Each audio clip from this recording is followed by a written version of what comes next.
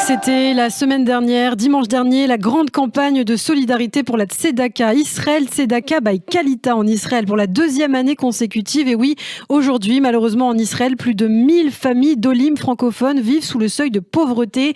Et en 2020, le Covid-19 a en effet détruit plusieurs centaines de milliers d'emplois et provoqué beaucoup de drames familiaux, de pertes de proches aussi. Des centaines d'enfants, de personnes âgées, d'handicapés sont plus que jamais aujourd'hui en grande détresse en Israël.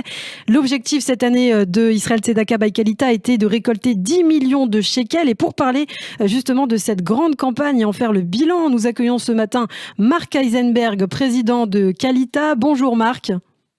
Bonjour, bonne fête de Purim à tout le monde. Bonne fête, Chag Sameach. Merci d'être avec nous ce matin. Alors justement, on va faire le bilan de la campagne, la grande campagne de solidarité qui continue d'ailleurs. Et justement, cette question pour commencer, Marc Eisenberg, pourquoi faut-il encore donner et pourquoi en Israël ?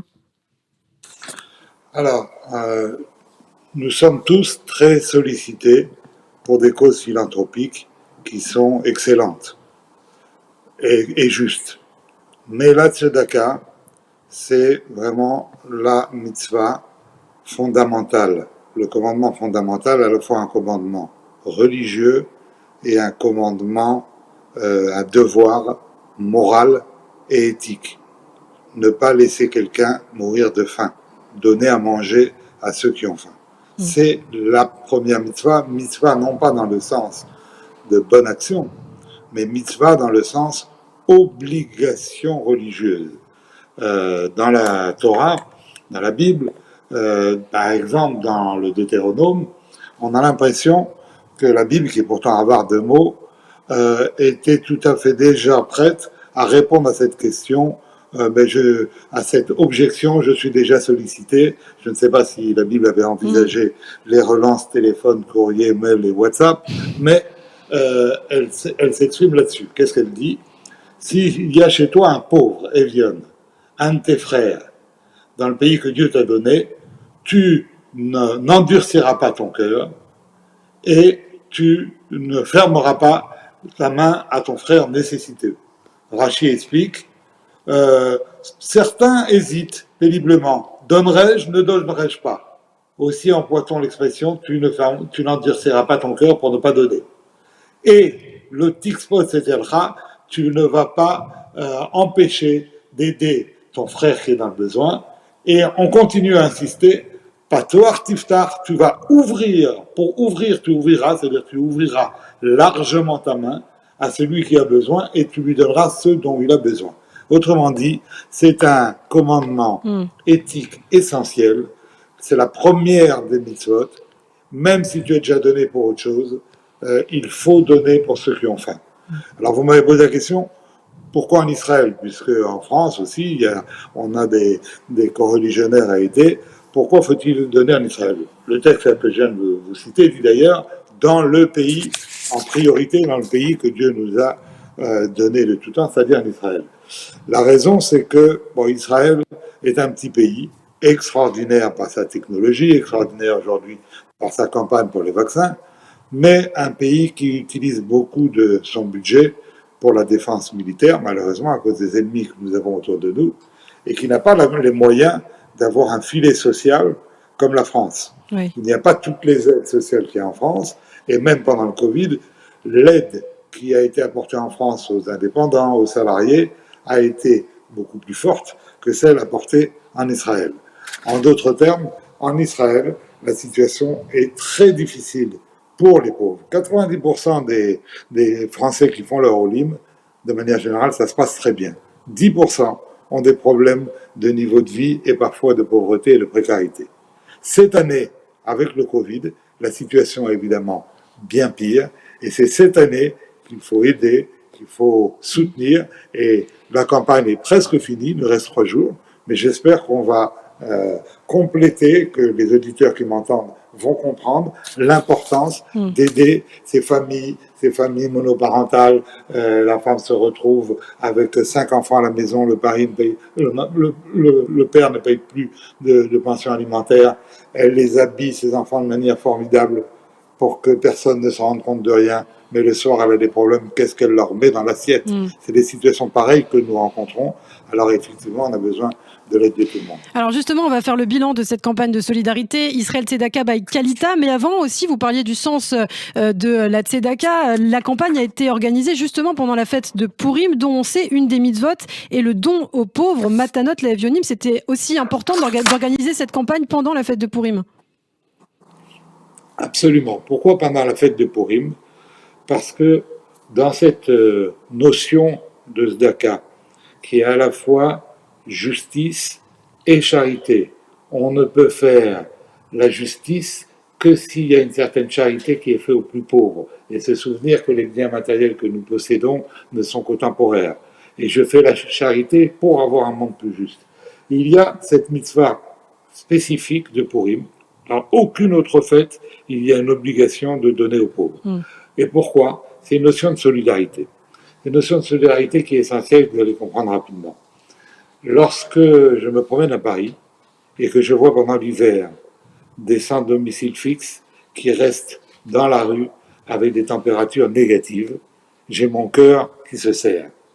Et j'ai du mal ensuite, et nos auditeurs également, à profiter totalement de la vie, à me payer, je vais dire, des extras, des choses qui ne sont pas le besoin absolument nécessaire, une bonne bouteille pour le festin de Purim, un voyage, etc., oui, en voyant cette détresse-là. On ne peut pas être heureux lorsqu'on affronte la détresse à côté de soi. Et la notion de Purim est la suivante. Purim a commencé par un festin et fini, c'est l'obligation d'aujourd'hui, par un festin. Mais est-ce que je peux festoyer si je sais que j'ai d'autres frères de mon peuple qui, eux, ne peuvent même pas se payer ce festin? Donc, pour que tout Israël soit solidaire, comme il avait été solidaire lorsque la reine Esther est allée voir Assuérus, tout le peuple a fait un petit quelque chose, ils ont jeûné une journée. Ben, cette solidarité, elle est très importante, et cette solidarité, elle se manifeste par le fait que je vais aider tout le monde également à pouvoir participer à un repas spécial, et c'est la raison pour laquelle Matanot Le'Evionim, ces cadeaux pour les pauvres, se font soit par de l'argent, soit par de la nourriture, pour que, effectivement, tout le monde participe. Dans une campagne telle qu'on vient de faire, il y a les dons de grands philanthropes. Et il serait, entre guillemets, en termes d'organisation, plus simple de se contenter d'aller voir tous les grands philanthropes juifs et leur demander de nous aider. Certains l'ont fait généreusement. Mais je crois que la notion de solidarité, et que tout le monde se rende compte qu'il a quelque chose à faire, est l'occasion d'accomplir un des devoirs les plus importants, donner encore une fois à manger aux nécessiteux. Cette occasion-là, c'est la raison pour laquelle on a monté Israël Tzedaka, c'est que tout le monde peut participer. Chaque don qui est fait par les uns et les autres, de 50 € ou de 50 shekels, c'est un don qui va être utile. Je rappelle les conditions spécifiques de la campagne et une des raisons pour lesquelles il faut donner. C'est une campagne unitaire. En Israël, elle est faite avec plus de 30 associations. Quand on dit elle est faite avec plus de 30 associations, ça signifie que ces associations font une collecte auprès de leurs adhérents, que nous matchons, que nous augmentons les sommes qu'elles ont récupérées, et ensuite, le professionnel de Kalita, avec ces associations, décide quelles sont les familles qu'il faut aider tous les mois, et ensemble, on remet des bons alimentaires à ces familles. L'association est présente au premier plan pour aider ces familles qui en ont besoin, je le répète, notamment par des bons alimentaires. C'est une campagne unitaire, c'est une campagne où chaque shekel ou chaque euro donné est matché, est doublé par les philanthropes, et évidemment, on reçoit en France un reçu CERFA, ce qui fait que lorsqu'on donne, je ne sais pas, par exemple, 1 000 €, ce qui peut vous paraître énorme, est-ce que réellement, quand je donne 1 000 €, je me prive d'un besoin absolument vital pour moi? Pour certains, oui, mais pas toujours. Peut-être que je me prive simplement d'une ligne sur un compte en banque. Ces 1 000 € me coûtent en réalité, grâce à la générosité de l'État français, que 350 €. Et les familles vont toucher 2 000 €. C'est-à-dire de quoi aider une famille presque un an. 350 €, 2 000 €. Il ne faut pas hésiter à continuer à soutenir ces dernières heures cette campagne Israël Tzedaka by Kalita. Alors justement, Marc Eisenberg, peut-être pour terminer, on peut faire le bilan de cette grande campagne. L'objectif cette année était de récolter 10 millions de shekels, soit plus de 2 500 000 euros. Est-ce que l'objectif a été atteint cette année? Alors, au moment où je vous parle, nous en sommes à 9 300 et quelques mille euros, c'est-à-dire 93% de l'objectif. Il faut savoir que nous avions augmenté l'objectif de 50% par rapport à l'année dernière. C'est un objectif extrêmement ambitieux parce que un certain nombre de nos donateurs n'ont pas pu être aussi généreux que l'an dernier parce qu'ils ont eu des problèmes économiques. Et au début, on nous a traité un peu de fous sur cet objectif de pouvoir en quelques jours lever des sommes pareilles. Là, nous attendons quelques dons déjà identifiés aujourd'hui et dimanche. À Jérusalem, c'est Purim jusqu'à dimanche soir. C'est une année un peu particulière. Donc nous avons déjà quelques dons identifiés et j'espère qu'avec cet appel que je lance aujourd'hui à l'ensemble de nos auditeurs, d'aller, ça prend 3 minutes, sur le site Israël Tzedaka by Kalita, en carte bleue, en payant en euros avec un reçu CERFA, je suis très confiant que dimanche on pourra annoncer que oui, on a obtenu ce que nous souhaitons, c'est-à-dire pouvoir aider presque 1000 familles à raison de 2600 euros par an. C'est peu et beaucoup. Ça change la vie des familles. Ça change la vie de famille.